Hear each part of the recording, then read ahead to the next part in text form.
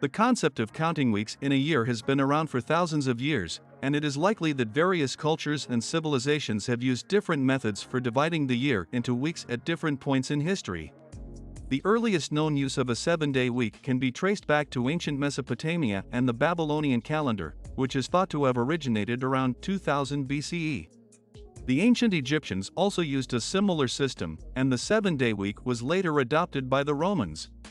The practice of counting weeks in a year has been passed down through many cultures and religions, and it is still used in various forms in many parts of the world today. We count weeks as a way to divide and measure time. The 7-day week is a convenient and widely used system for organizing and scheduling events, appointments, and tasks.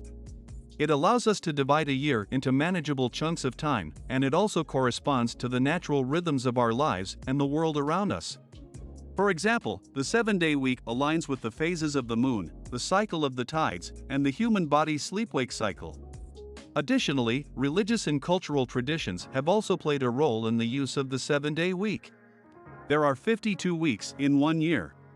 However, some years have 53 weeks due to the way the calendar is set up. For example, a year that starts on a Thursday and is a leap year will have 53 weeks.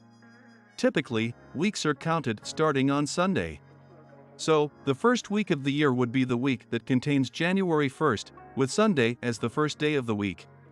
However, different organizations or cultures may start counting weeks on different days.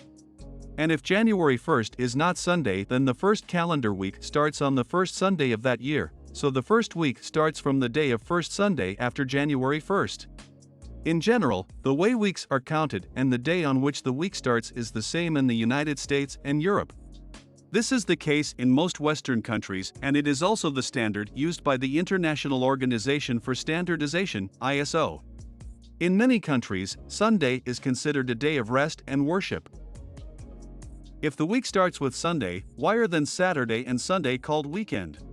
The term weekend refers to the 2 days of the week that are typically set aside as days of rest or leisure, and it is most commonly associated with the end of the work week.